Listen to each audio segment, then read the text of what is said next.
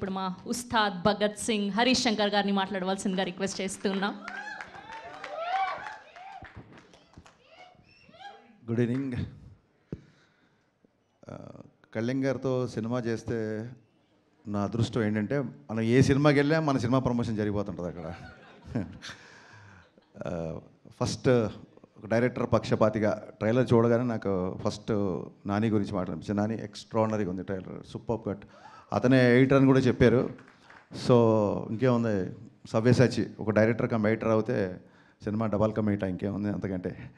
And ఇందాక చెప్పినట్టు పొలిమేర ఫంక్షన్కి వెళ్ళాను నేను, కామాక్షి అండ్ అనిల్ గారు అప్పుడు పొలిమేర ఫంక్షన్కి వెళ్ళాను. అది పొలిమేర 2 అయింది, 3, 4, 5 కూడా అవ్వచ్చు తెలియదు. అలాగే బీమ్స్ ధమాకా ఫంక్షన్కి వెళ్ళాను నేను. So the rest is history. Naresh గారితో అండ్ మా విజయ్ నాంది. సో అలాగే అదే ఆ రకంగానే చిట్టూరు సీన్ గారికి పవన్ గారికి కూడా అదే సెంటిమెంట్ వర్కౌట్ అవ్వాలని మనస్ఫూర్తిగా నమ్ముతూ ఈ సినిమా పొలిమేరలు దాటి ధమాకా సౌండ్ ఇవ్వాలని మనస్ఫూర్తిగా కోరుకుంటున్నా. చాలా మా విజయ్ చెప్పినట్టు చాలాసేపు మాట్లాడారు అందరూ. డైరెక్టర్ గారు ఆఫ్కోర్స్ ఫస్ట్ సినిమా ఎమోషన్ ఆయన, కామాక్షి గారు చాలాసేపు మాట్లాడారు, అలాగే మా డైరెక్టర్ గారు. నా ఆశ్చర్యం ఏంటంటే వీళ్ళందరూ కలిసి 2 గంటల సినిమా ఎలా తీశారని. So that is going to be the biggest surprise అని నా feeling. I'm waiting for that surprise.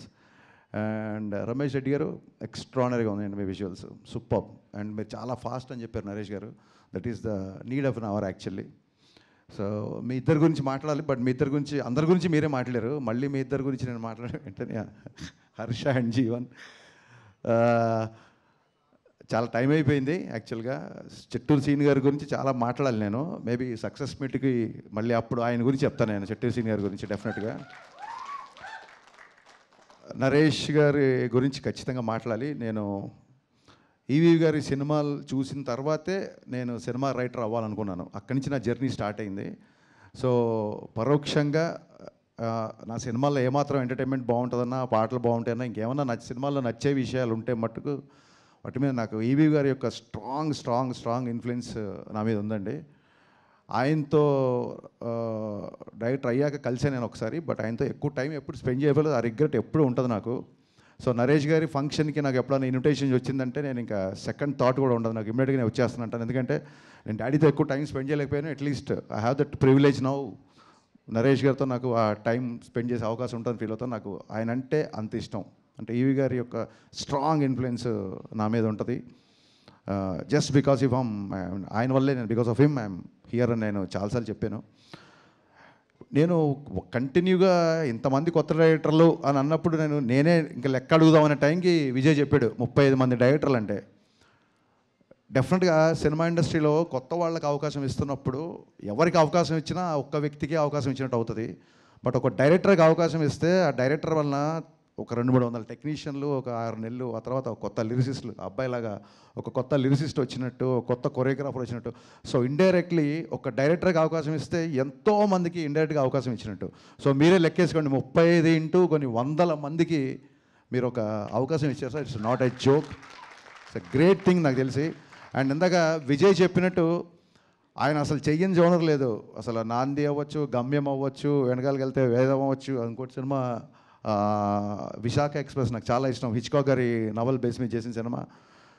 అసలు ఆయన ఫస్ట్ సినిమా అల్లరి కాబట్టి ఆయన అల్లరి నరేష్ అంటున్నాడు తప్ప ఆయన అన్ని జోనర్లు టచ్ చేశారు. ఏ డైరెక్టర్ స్క్రిప్ట్తో వెళ్ళినా రెడీగా ఉంటారు కాబట్టి ఆయన అల్లరి నరేష్ కాదు, అందరి నరేష్. యాక్చువల్గా ఇక్కడి నుంచి మనం టైటిల్ మార్చేద్దాం సీరియస్లీ. ఎందుకంటే నాకు ఎంత ప్రౌడ్ ఫీలింగ్ వచ్చిందంటే రాగానే జనరల్గా నా ఆడియో ఫంక్షన్స్, నా ప్రీ-రిలీజ్ ఈవెంట్లు జరిగినప్పుడు మా విజయ్ ఆ ఏవీలు చూసుకోవడం, ప్రోమోలు కట్ చేసి నాకు చూపించడం, మిగతాయి చేయడం, ఈ పనులలో ఉండేవాడు. నేను టక్కన రాగానే నా పక్కన నా ఆడియో ఫంక్షన్లు చూసిన విజయ్ నా పక్కన డైరెక్టర్గా కూర్చోబెట్టాడు. నరేష్ గారు మనస్ఫూర్తి ఇంకోసారి నేను థ్యాంక్స్ చెప్తానండి విజయ్ డైరెక్టర్ చేసినందుకు. నాకు ఫస్ట్ సినిమా అప్పుడు కూడా అంత టెన్షన్ క్రియేట్ అయింది నాకు. ఆ రోజు నాంది రిలీజ్ అవుతున్నప్పుడు విజయ్ గారు హిట్ కొట్టాలని. సో ఇలాంటి ఎందరో మందిని, ఇంతమందిని మీరు తీసుకురావడం అనేది ఇట్స్ యూఆర్ ట్రూలీ బ్లెస్డ్ అండి. వీరందరి బ్లెస్సింగ్స్ మీకు ఎప్పుడు ఉంటాయని మనస్ఫూర్తిగా కోరుకుంటున్నాను.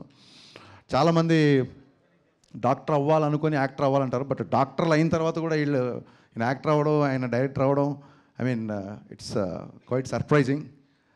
I truly understand what you guys said. I mean మీకున్న సినిమా మీద ఉన్న ప్యాషన్, మీకు సినిమా మీద ఉన్న కసి, అదంతా మీ ఎమోషన్లో నాకు అర్థమైంది.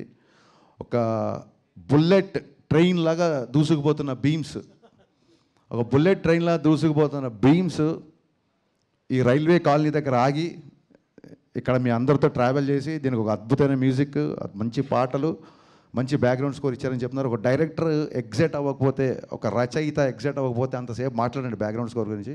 I'm truly looking forward for this film.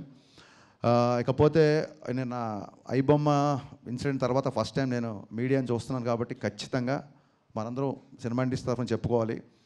Piracy సినిమాలు చూపించే ఐబొమ్మ ఆవిడికి, ఒరిజినల్ బొమ్మ చూపించిన యావత్తు పోలీస్ యంత్రాంగానికి, సివి ఆనంద్ గారికి, మన సత్యనారాయణ సార్ గారికి, ఇండస్ట్రీ తరఫున మనందరి తరఫున మనస్ఫూర్తిగా కృతజ్ఞతలు చెప్పుకుంటూ 21 నవంబర్ 12A రైల్వే కాలనీ నాతో పాటు చూడొచ్చు. నేను కూడా మార్నింగ్ షో చూస్తున్నాను. Thank you sir, thank you so much. అక్కడ ప్రామిస్ చేశారు కదా అప్డేట్ ఇస్తానని చెప్పి, ప్లీజ్.